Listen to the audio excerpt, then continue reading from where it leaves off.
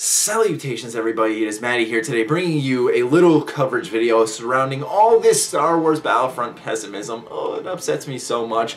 Before I start anything, my pockets aren't being lined because I'm giving you guys my opinion on a video game. No, just because it's an EA game I'm talking about does not mean I am being paid to do so. I've waited 10 damn years for this game. I was incredibly pleased with the reveal, and when I see people getting all salty about stupid things, I have to step up and say something. So I do apologize if you get slightly offended, but nonetheless, I'm going to be delivering you my honest thoughts and responses to some of these silly, although some were justified, arguments, and let you guys kind of see the bright side of things. Also, I'm hosting a giveaway with CyberAce Gaming. I will give you guys more details on this at the end of the video, so be sure to stay tuned. Anyways, argument number one. There's no campaign in Star Wars Battlefront. While this is entirely true, do we buy Star Wars Battlefront games for the campaign? If you have not played a Star Wars Battlefront campaign before, it is essentially a recap of the movies where you just take place in the battles. But meanwhile, when there's instant action modes, that's where everyone went to. There's instant action, galactic conquest, and multiplayer, and that's where everyone sat in during the Star Wars Battlefront. If you bought this game for the campaign, I don't know what you're doing, because that's not the point of Battlefront. The point is just being able to play as the infantry of these factions that we've gotten to know so well over all these years. Also, one other thing that's worth pointing out is, has DICE ever delivered us this amazing single-player experience that you couldn't get anywhere else? I mean, come on, people. We know that DICE has shown us why they're amazing in multiplayer and why they're known for that. They have not shown us anything worth being upset over there being no single-player campaign. I would rather them take their strengths and focus on them. I'm not saying that their campaigns are god-awful, but we can live entirely without them. It's not necessary at all, if you ask me. Argument number two. There's no instant action in Star Wars Battlefront. No. I can answer this one very quickly. Someone from DICE answered this very quickly. There's a mode called Missions. Basically, this serves as instant action where players can go ahead and play online or offline against bots on random maps and random modes. So essentially, the instant action mode that we've been playing for all these years will be present in Star Wars Battlefront, and I really like that a lot. You guys should be excited about this as well, because the reason why Star Wars Battlefront is special, for those who don't know, is because basically you were able to play this game as what you could argue is a stereotypical third-person or first-person shooter by yourself and still have a freaking blast. And I'm happy that DICE is realizing that and still bringing it our way. These mission modes will allow you to battle out in these like epic scenes from the movies. Rather, it's kind of almost like what the campaign did, except it's just in instant action, basically.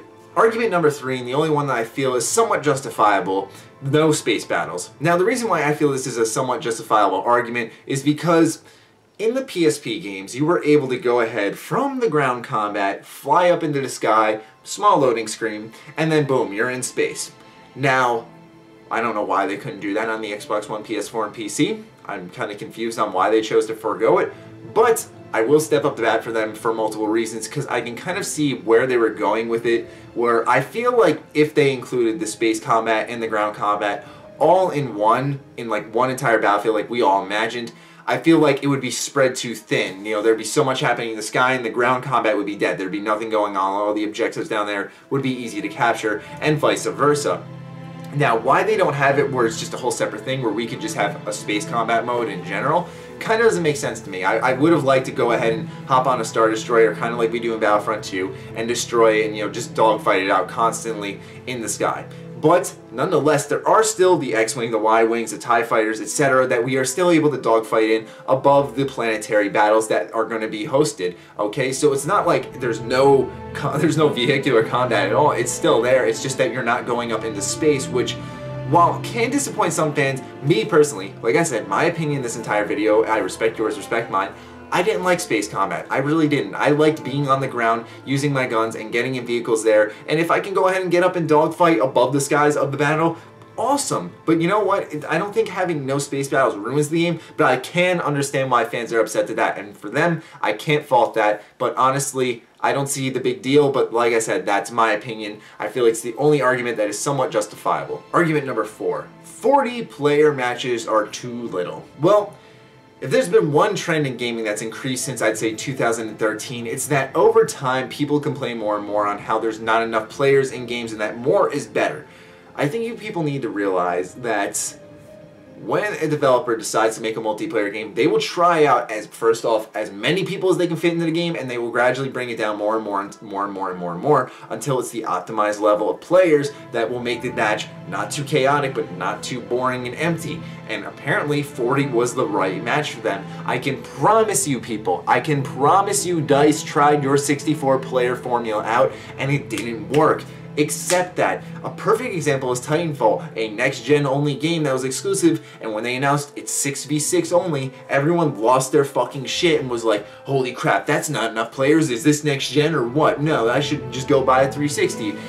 No, because when the game finally came out, everyone was like, holy crap, 6v6 is the right way to go, and if there were more players on the screen here, this wouldn't work at all. I can promise you, based off history of past first-person shooters, that you will not be disappointed with the 20v20, 40-player matches, whatever you want to call it, that DICE is presenting with us. And the final argument against Star Wars Battlefront, one that really does truly upset me, is that there's no prequel content. By that means no clones, no droids, and multiple planets are going to be missing, and that DICE is planning on focusing mainly on the original trilogy here. Now, it is rumored highly that this type of content will unfortunately return in DLC, but until that is announced, I will make a rant on that later if it ever does happen.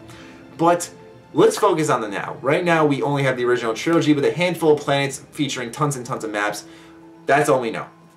Since there's no prequel content, I'm a bit upset. Clones are my favorite, honestly, and I love the clones versus droids, and I was hoping they'd have all of them in this game so that we could have all these epic battles and everything based off all these planets and all that stuff.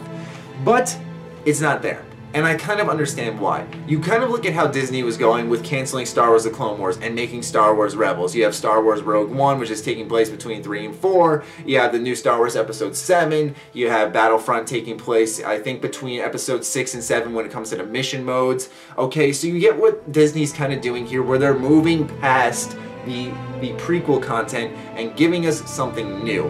And you can't really fault them for that. They want to mark their own stamp on the Star Wars franchise and make it a damn good one. And for that to happen, yeah, they kind of do need to let go of the past. Does that mean that DICE can't say, hey, we just want to put droids and clones in the game because this is kind of what was in past games and that's really it? Yeah, they could have said that. They could have argued for it. Maybe they did. But overall, I think it's for the better of the future of the franchise. It kind of sucks now. I entirely agree. I've been arguing so much to have prequel content in this game, and it really does bum me out that it's not here. But, ladies and gentlemen, we need to just take a second, relax, and understand that it's just to move the series forward. Like I said, it doesn't mean that they can entirely just ditch it completely, but when you look at the cancellation of the shows and the movies and everything, you kind of understand why they're doing this, because, well, the clones aren't in anything else, so why keep them around in video games as well? It's just kind of like a mismatch. It wouldn't be smart marketing.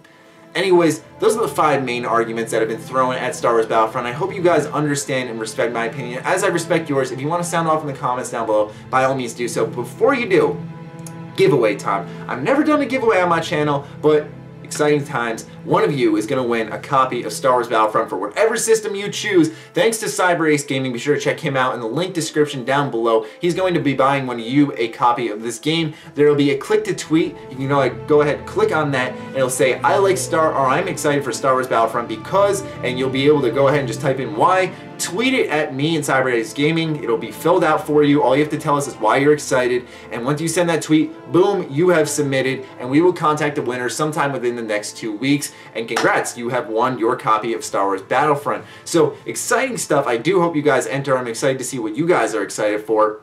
I once again hope you guys respected my opinions during this video. Be sure to let me know what you're thinking in the comments down below. Other than that, stay sexy, stay active. I love you all. Peace.